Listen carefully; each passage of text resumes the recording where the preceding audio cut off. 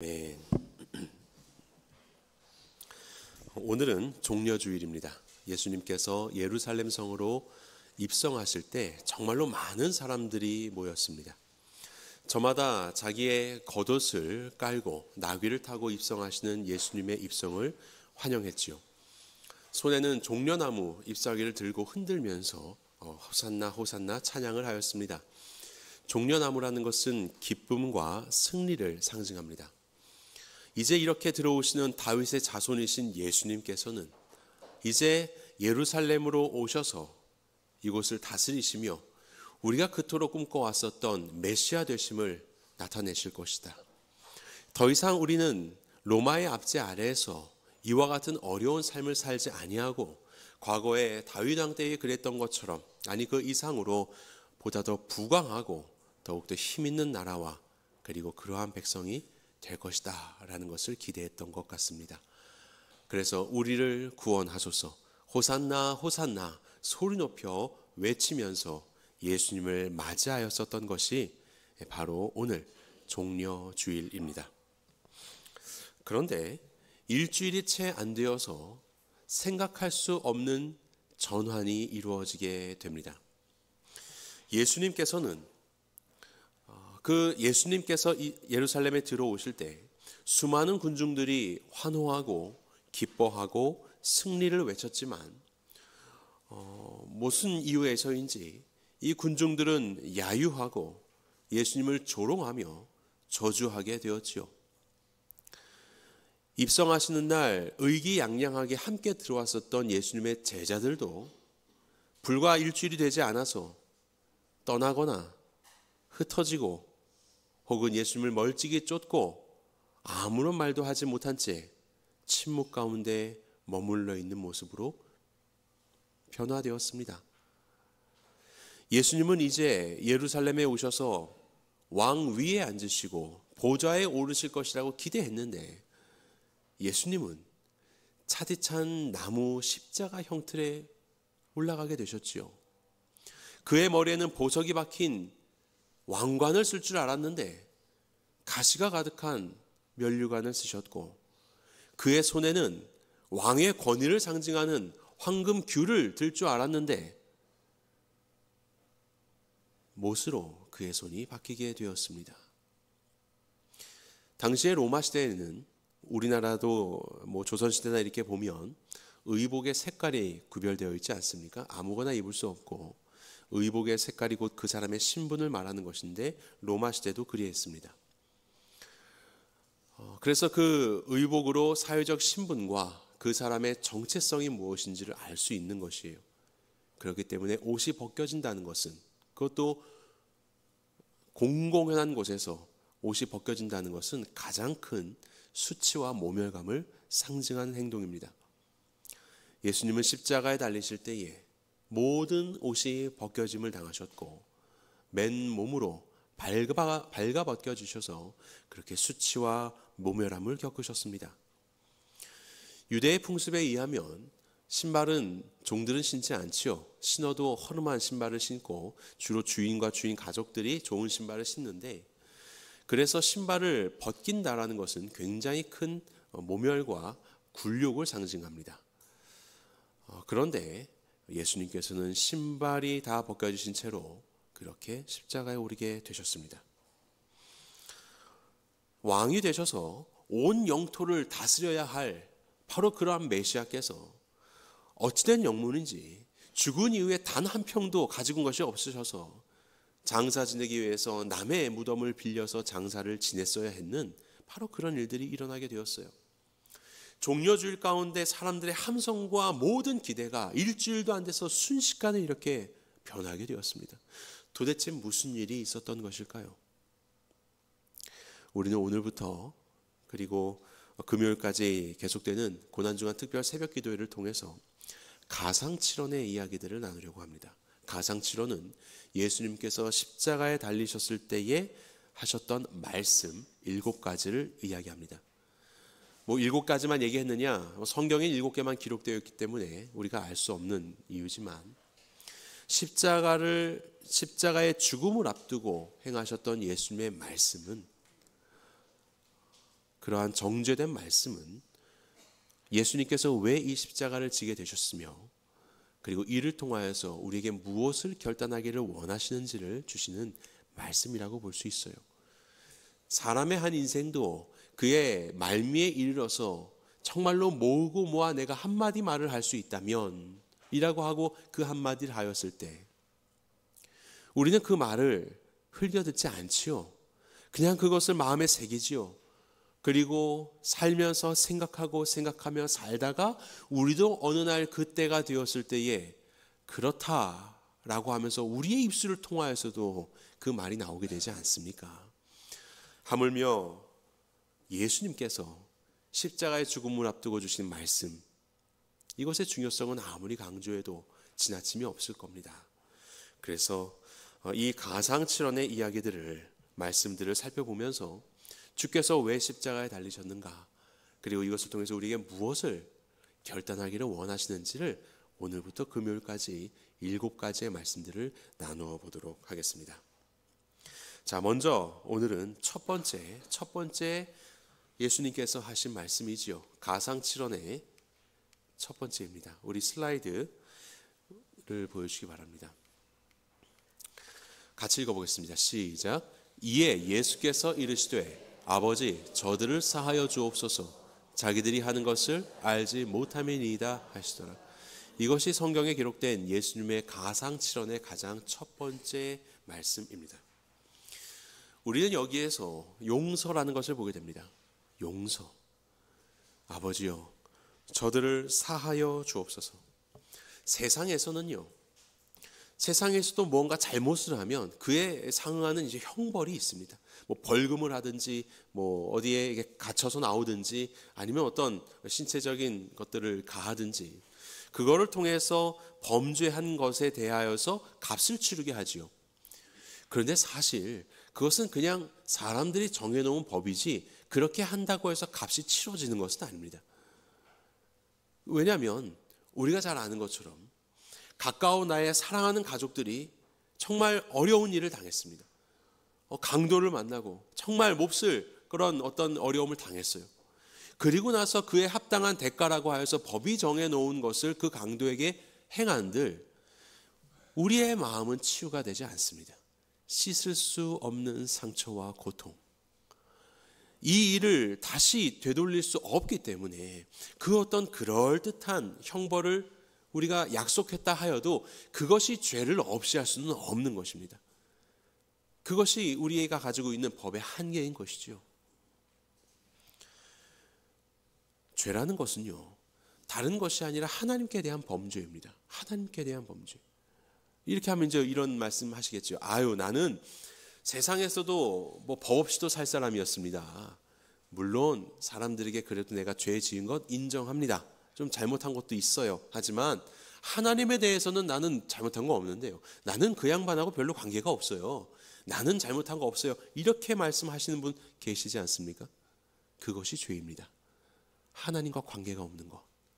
이것이 죄예요. 어떠한 강이 큰 강물을 이루어서 많은 생명체가 살고 있는 강이 있다고 합시다. 이 모든 것들이 어디에서 왔습니까? 바로 그 강의 상류 수원에서 온 것이에요. 수원을 이것을 막는다면요, 그 강은 지금은 비록 물이 있고 뭔가 좀 사는 것처럼 보이지만 아니요, 이윽고 점점 말라지게 될 것입니다. 그리고 그 강에 있는 생명체들은 퍼덕거리다가 죽게 되겠지요. 이 강은 더 이상 강이 아니라 늪이 될 것이고 나중에는 완전히 바싹 마른 그런 죽음의 땅이 될 것입니다. 수원으로부터의 관계가 끊어지면 그렇게 되는 것이에요. 하나님은 우리의 모든 사람들의 주인이 되십니다. 하나님은 우리를 지으셨고 우리에게 호흡을 불러일으키셔서 우리로 생명되게 하셨어요. 그런데 우리의 생명의 근원이신 하나님과 떨어진다. 지금은 사는 것 같고 괜찮은 것 같지만요, 그렇지 않습니다. 우리는 곧 죽음에 이르게 될 것입니다. 성경은 죄의 결과, 죄의 형벌에 대해서 분명하게 이렇게 선언합니다. 죄의 삭은 사망이라고요. 사망. 그러면 또 이렇게 이야기하실 수 있겠죠. 아이고, 나는 사는 거 별로 욕심 없습니다. 그저 내게 허락된 이 삶 그냥 검소하고 소박하게 살다가 그날이 이르면 무슨 천국 뭐 이런 거 별로 관심 없고 그냥 깨끗하게 사라지는 것, 저는 그 삶도 의미 있는 삶이라고 생각합니다. 이렇게 생각하는 분 계시겠습니까? 그런데 그렇지 않아요. 죽음은요, 종료되는 것이 아닙니다. 멸절되고 끝나는 것이 아닙니다. 성경에서 말씀하시는 죽음은 영원한 생명입니다. 영원히 사는 것이에요. 비록 이 땅에서는 흙을 가진 이 연약한 육체 속에서 있지만 이 육체가 다 죽고 흙으로 돌아가는 그날 우리의 영은 살아서 영원을 살게 되는 것이에요.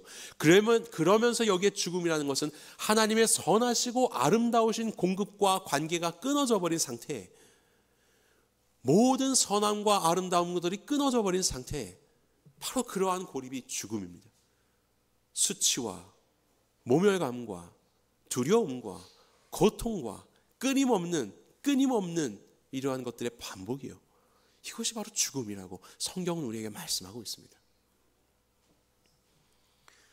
죄라는 것은요, 어떤 행동의 문제가 아닙니다. 뭘 했냐 안 했냐 당연히 그것도 잘못이지만요, 죄의 문제는 관계의 문제입니다.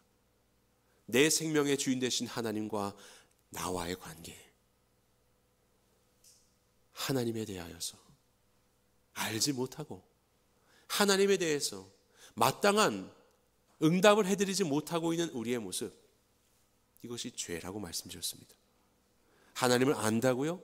하나님을 안다고 하면서도 그를 영화롭게 하지 않고 그에게 감사하지 않고 썩어질 세상에 있는 것으로 영원한 하나님 나라의 영광을 취하여서 썩어질 것을 경배하는 것, 이 모든 것들이 다 죄라고 말씀하셨습니다. 하나님께 합당한 영광을 올려드리고 있습니까? 하나님의 기쁨을 위하여서 합당하게 살아가고 계십니까? 그렇지 않은 모든 것들은 우리의 창조에 대한 목적을 위반하는 잘못된 죄악들이에요. 성경은 그것을 우리에게 분명히 말씀하고 있습니다. 그런데 이 죄의 문제가요, 너무나도 끈질기다는 겁니다. 내가 이제는 하나님을 알고 하나님을 내 생명의 주인으로 인정하며 그렇게 산다고 한들 우리의 삶에 죄가 없던가요? 끊임없이 벌어지는 것이 우리의 죄예요. 열심히 닦아서 나의 마음과 나의 행동으로도 누가 뭐래도 부끄럽지 않은 그런 삶을 살았다고 한들, 모든 것들이 이루어졌고 다 정돈되었고 평안하며 드디어 승리했다라고 생각한들, 승리의 깃발을 꽂고 그 깃발을 쳐다보는 동시에 우리는 깨닫습니다. 그 깃발 위에 써있는 이름이 바로 나의 이름이라는 거. 끊임없이 도사리고 있는 교만함, 언제나 내가 드러나고 내가 주목받고 하나님께 가야 할 영광을 스스로 취하려고 하는 바로 그 마음이 언제나 우리 마음속 깊은 곳에 도사리고 있어서 모든 것들이 다 됐다고 생각하는 바로 그때에도 어김없이 고개를 들고 일어나는 것이 바로 우리의 교만의 죄의 문제들이에요. 예수님께서 왜 우리의 죄를 사해달라는 용서를 간구하셨는가? 왜 우리에게 이 용서가 필요한가? 답은 간단합니다. 용서가 아니면 우리에게는 방법이 없습니다. 어떠한 누구도 하나님에 이를 수 있는 완전한 자가 없기 때문에 그저 용서해 주시는 것 밖에는 우리가 주 앞에 이를 수 있는 길이 없기 때문에 주님은 우리에게 용서하고 계시는 것이에요. 그렇기 때문에 우리는 이러한 십자가에 달리신 예수 그리스도 앞에 나아가 우리의 죄를 고백해야 합니다. 우리의 죄를 회개해야 합니다. 우리의 연약함들을 주 앞에 내려놓고 우리에게 용서를 베풀어 주시는 주님 앞에 아무리 노력해도 나아갈 수 없는 죄인이라는 것을 깨닫고 철저히 주님 앞에 나아가야 되는 것이에요. 나아가고 엎드렸으니까 됐는가? 아니요. 끊임없이 우리 안에는 죄가 올라올 것입니다. 그래서 우리에게 필요한 것은 무엇이라고요? 용서입니다.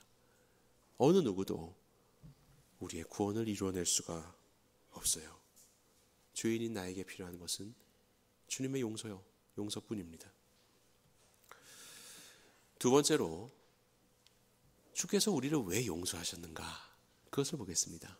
우리는 용서가 필요한데 우리 주님은 왜 우리를 용서하셨는가? 자, 본문 말씀 다시 한번 읽어볼까요? 시작.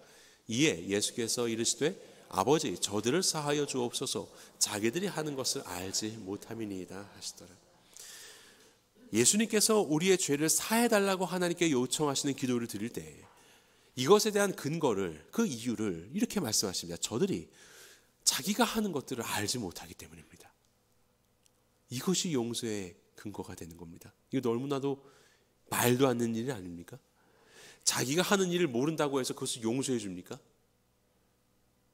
자기가 하는 일을 알아도, 네 죄를 네가 알렸다, 다 알아도 용서해 줄까 말까 하는 것이 우리의 당연한 마음인데, 우리 예수님은 저들은 그들이 하는 일이 무엇인지를 알지 못합니다. 예수님이 나귀 타고 예루살렘 성에 들어오실 때에 수많은 사람들이 환호하며 호산나 호산나 외쳤고 왕이여 오십시오, 우리를 구원하십시오라고 그렇게 외쳤지만 예수님은 보십니다. 저들이 하는 것이 무엇인지를 모릅니다. 내가 왜 예루살렘에 오고 있는지, 내가 어떠한 길을 갈 것인지, 어떠한 메시아가 되어서 세상 가운데 참된 구원을 이룰지를 저들은 알지 못하는 거예요. 예수님 달리실 때에 오늘 본문에 보면 군인들이 예수님의 옷을 찢어 나누어 갔습니다. 저들은 알지 못합니다. 그들이야말로 발가벗겨 있는 존재라는 것을, 그들에게 필요한 것은 이러한 옷들이 아니라 예수 그리스도로 말미암아 입을 수 있는 우리의 죄를 사해 주시는 참된 의의 옷이라는 것을 저들은 알지 못합니다. 종교의 지도자들도 예수님을 신성 모독으로 그렇게 모함하며 결국 십자가 형틀에 달게 되었습니다. 저들은 알지 못합니다.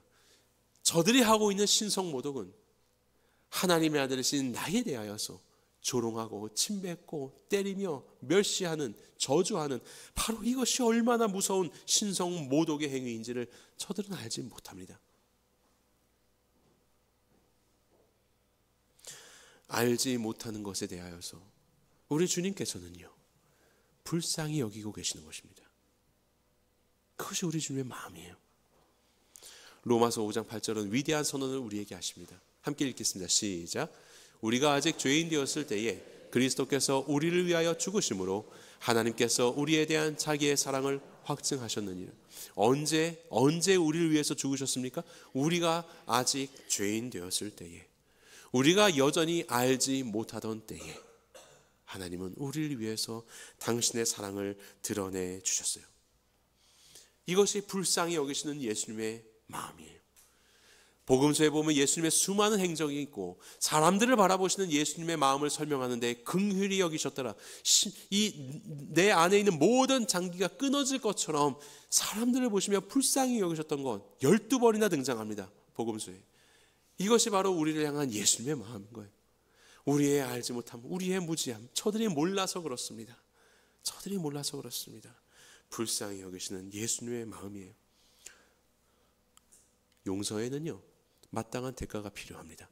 그것이 바로 정의롭고 공의로우신 심판관 되시는 하나님의 마땅한 일이에요. 죄의 삭은 사망이기에 우리의 그런 죄, 알지 못하고 지은 모든 죄까지도 포함하여서 우리의 결과는 죽음입니다. 죽음이요. 그래서 그 죽음의 길에 예수님이 오르셨던 것이에요.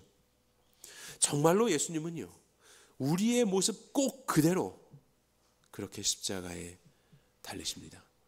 그것을 통하여서 하나님께서 우리를 용서하신다는 것을, 그리고 우리를 수용하신다는 것을 보여주고 계시는 것이에요.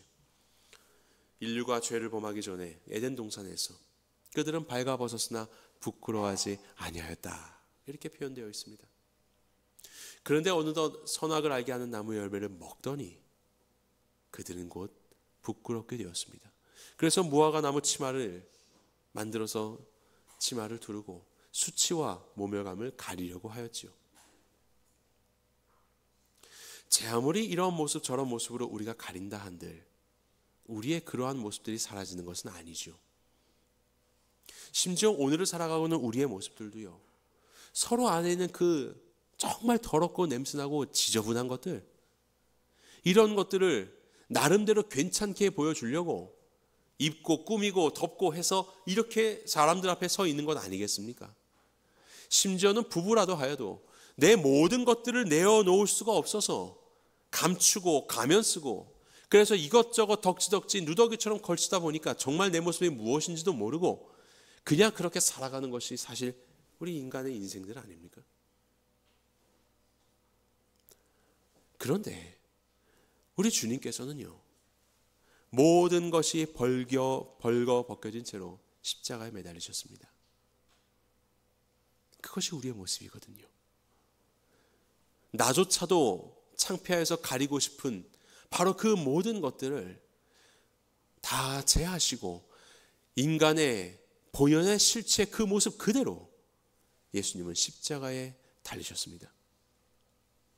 그것은 우리조차도 서로에 대해서 받아들일 수 없는 그 실체를 예수님께서 바로 그 자리, 나의 자리에 똑같이 달리셔서 나는 이러한 너를 용서하고 나는 이러한 너를 그대로 수용한다, 받아들인다라고 하는 예수님의 마음, 하나님의 용서 그 자체가 되신 것이, 그것이 바로 발가 벗겨진 몸으로 십자가에 달리신 우리 예수님이 보여주시는 하나님의 용서입니다. 우리의 모든 감추어진 것들까지도 그 모습 그대로 우리 하나님은 우리를 용서하시며 우리를 당신의 자녀로 다시 회복시켜 주시기를 원하시는 것이에요. 죄인들의 유일한 소망은 하나님의 용서입니다. 그리고 우리의 죄값을 치러주신 예수 그리스도의 대속의 죽음뿐입니다. 그거 외에는 우리에게는 소망이 없어요. 그것이 바로 우리의 모습입니다. 사순절을 지나면서 또 가상칠언의 첫 번째 이 말씀들을 나누면서 생각해 보게 됩니다. 주께서 내게 베푸신 이 용서가 얼마나 큰가. 내가 알지도 못하던 때에 나를 사랑하셨고, 내가 여전히 알지도 못하는 그런 연약하고 어리석은 그런 존재임에도 불구하고 저들이 알지 못합니다라고 하는 바로 그 이유로 나를 불쌍히 여겨서 나를 사랑하셨던, 그렇게 용서하셨던 우리 하나님을 다시 한번 기억하게 되는 것이에요. 여러분들의 삶은 어떻습니까? 여러분들은 용서하지 못하는 그 사람 누구입니까? 예수님은 말씀하셨어요. 저가 자기가 하는 일이 뭔지를 몰라요. 그래서 불쌍히 여기며 용서하시겠다는 겁니다. 그것만이 유일한 길이라고 이야기하신 겁니다. 우리는 그가 그나마 좀 자기 하는 거 다 알면 용서할까 말까? 그것이 연약한 우리들인데, 우리가 예수님 앞에 바로 그런 발가 벗겨진 존재 그 자체로서 받아들여진, 그렇게 용서받은 은혜를 입은 자들인데 우리의 마땅한 삶은 무엇일까요? 이 고난주간을 겪으면서 주님의 사랑받는 우리 거룩한 성도님들, 우리의 삶 속에서 내가 용서하지 못한 바로 그 사람이 있다면 주님의 마음으로 용서하시기 바랍니다. 용서를 결심하시기 바랍니다. 그가 알아서요? 그가 변해서요? 아니요. 그가 알지 못하기 때문에. 그렇기 때문에 주의 마음을 가지고 용서하시기 바랍니다. 예수님은 어떻게 이렇게 용서를 하실 수 있었을까요? 용서의 원천은 무엇일까? 그의 능력은 어디에서부터 오는 것인가? 본문 말씀 다시 보겠습니다. 이에 예수께서 이르시되 아버지 저들을 사하여 주옵소서, 자기들이 하는 것을 알지 못함이니이다 하시더라. 십자가형은 굉장히 큰 고통스러운 사형, 형벌이라고 알려져 있습니다. 그래서 로마인들은 수많은 십자가형을 처했지만 로마인들은 십자가형에 달지 않는 이제 그만큼 참혹한 형틀이라고 이야기를 합니다. 뭐 정말로 그런 것 같습니다. 피를 흘리고 물을 쏟으며 그렇게 점차 죽어가는 모든 고통의 때를 경험하고 있는 그 시간이요. 뭐 우리나라에서는 능지처참 이런 걸 이야기하지만 그것은 순간입니다. 그냥 두려움이 클 뿐이지 순간인 것이에요. 그런데 십자가형은 죽을 때까지 그 모든 시간을 피 한 방울 한 방울 떨어지는 모든 고통, 그 고통들을 다 겪는 것이지 않습니까? 너무나도 잔인하고 힘겨운 바로 그것이 십자가형이에요. 그런데 예수님은 이 십자가의 고통 속에서 첫 마디가 무엇입니까? 아버지요 입니다. 예수님은 그 고통 가운데서 하나님을 부르셨어요. 그의 마음은 하나님으로 가득 차 있었습니다. 하나님이 그의 용서의 능력이요 원천이 되셨던 것이에요. 세상에 있는 많은 사람들은 호산나 호산나를 외쳤지만 이제 그들의 입술은 변화되어서 예수님을 저주할 자라, 유대인의 왕이거든 너 스스로부터 구원하여라, 조롱하며 멸시하며 그렇게 예수님을 너무나도 어려운 고통 가운데로 몰아넣었습니다. 예수님을 주라고 고백했었던 제자들은 다 어디에 가 있는지 그들의 입은 함구하고 침묵 가운데 있는, 강도들과 함께 달려서 죄인 중에 하나로 취급받아 신성모독으로 가장 큰 형벌을 받고 있는 이 예수님, 어느 누구도 예수님이 어떤 존재인지, 어느 누구도 예수님이 왜 이런 일을 행하시는지를 아무도 알지 못하는 바로 그 속에서 오직 유일하신 하나님만, 아버지 되신 하나님만이 예수님이 누구신지를 아시며 내 사랑하는 자여 내 기뻐하는 자다 라고 말씀하시는 그 아주만이 예수님을 아는 분이었던 것이에요. 예수님은 사람을 의지하지 않습니다. 다른 것 기대하지 않습니다. 오직 그 상황 속에서 하나님 아버지만을, 이 모든 것들을 다 아시는 하나님께만 의지하고 계셨던 것이에요. 용서하기 어렵지요. 내 마음이 얼마나 더 억울한데 이렇게는 할 수 없는 것이지요. 하지만 하나님은 아십니다. 아무도 몰라도 하나님은 아십니다. 하나님을 알고 그리고 그 하나님으로 그의 마음이 채워져 공생애를 사시던 기간에서도 하나님께 기도하셨던 예수님은 그렇게 십자가의 가장 큰 고통 속에서도 그는 하나님을 찾고 하나님께 부르짖었고, 그가 그토록 신뢰하며 사랑했었던 하나님, 하나님의 마음과 하나님의 시선으로 이 영혼들을 바라볼 수 있게 된 것입니다. 그것이 바로 우리 예수님의 기도였고 예수님의 마음이었고 예수님의 용서의 원천이 될 수 있었던 것입니다.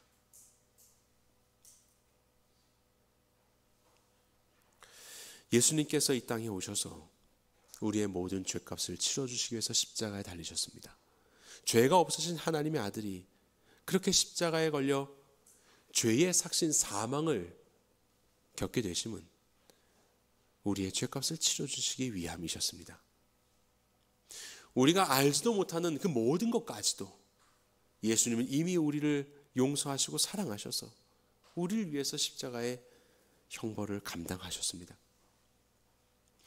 우리조차도 가리고 가려서 스스로도 알지 못하는 우리의 실체와 우리의 죄악된 본성을 예수님은 그 모습 그대로 발가벗겨져 죽으심을 통하여서 나를 그렇게 받아주고 계심을 그의 온 몸을 통하여서 용서로서 우리 앞에 서셨습니다. 십자가에 죽으신 예수 그리스도 앞에서 용서함 받지 못할 죄는 없으며 십자가에 달리신 예수 그리스도로 인하여서 주 앞에 나아가지 못할 인간은 아무도 없습니다. 우리는 그렇게 구원받았습니다. 우리는 그렇게 용서받으신 거예요. 내 안에 있는 연약한 분들과 나도 스스로 용서할 수 없는 우리의 부족함들이 있습니까? 예수님은 그 모든 것을 위하여서 십자가에 달려 돌아가셨습니다. 예수님을 묵상할 때에 우리는 나를 용서하지 않을 이유가 없는 것이죠. 주님은 우리를 그렇게 벌거벗겨진 채로 용서하셨기 때문에. 그렇다면 이제 예수님께서 용서하신 또 다른 사람들은 어떻습니까? 예수님은 그를 위하여서, 저를 위하여서도 이 용서를 베푸셨습니다. 알지 못하는 그들의 어리석음을 불쌍히 여기시며 그들을 용서하셨는데 우리가 저들을 용서하지 않아야 할 이유가 어디에 있습니까? 그래서 에베소서는 우리에게 이렇게 선언하십니다. 우리 같이 한 목소리 읽어보겠습니다. 시작. 서로 친절하게 하며 불쌍히 여기며 서로 용서하기를 하나님이 그리스도 안에서 너희를 용서하심과 같이. 아멘. 예수님의 죽으심으로 인하여서 더 이상 우리를 죄와 사망의 법에 억눌려 있지 않게 하시고 생명과 성령의 법으로 우리를 해방하셨던 예수님의 이 해방과 이 진리로 인한 자유가 나의 인생뿐만이 아니라 내게 붙여주시는 많은 영혼들에게도 임할 수 있도록, 그래서 너희도 서로를 불쌍히 여겨라. 그리고 그들에 대해서 용서하여라. 내가 너희를 먼저 그리스도 안에서 용서함과 같이 너희도 그렇게 용서가 되어라. 그 존재로 그들 앞에 서라. 이것으로 내가 받은 은혜가 무엇인지를, 내게 행하신 하나님에 대한 우리의 감사를 올려드리라고 주께서는 우리에게 말씀하고 있어요. 어떻게 하면 제대로 되받아칠 수 있을까? 어떻게 하면 제대로 그 사람의 마음 가운데 고이고이 찌르고 아픔이 되는 말들을 잘 정돈해서 행할 수 있을까? 언제나 우리는 그러한 복수를 꿈꾸고 그러한 복수를 행하면서 살아가지만 우리 예수님은 우리를 더 창피스럽게 하지 않으시고 우리를 덮어주시고 사랑해 주셨습니다. 기독교의 용서라는 것은 용서받은 자가 베푸는 당연한 은혜입니다. 용서받은 자가 베푸는 당연한 은혜. 그렇게 주 앞에서 용서받은 사랑하는 성도님들, 바로 그 사람을 용서하시기 바랍니다. 우리가 이 용서를 먼저 받았고 마땅히 우리가 베풀어야 할 우리의 신앙의 의무라는 것을 기억하시기 바랍니다. 더 이상 그러한 마음 가운데 억눌려 계시지 마시고 죄와 사망의 법에서 우리를 해방하신 예수 그리스도의 십자가의 은총이 나뿐만 아니라 나의 마음을 어렵게 하는 바로 그에게 선포하심으로 인하여서 자유해지시는 여러분들이 되길 간절히 바랍니다. 고난주간 예수 그리스도의 십자가의 죽으심을, 그분의 첫마디 용서하심을 기억하며 이 진리 안에서 더 자유를 누리게 되시는, 이 축복 누리시는 성도님들 되시기를 주님의 이름으로 간절히 축원합니다.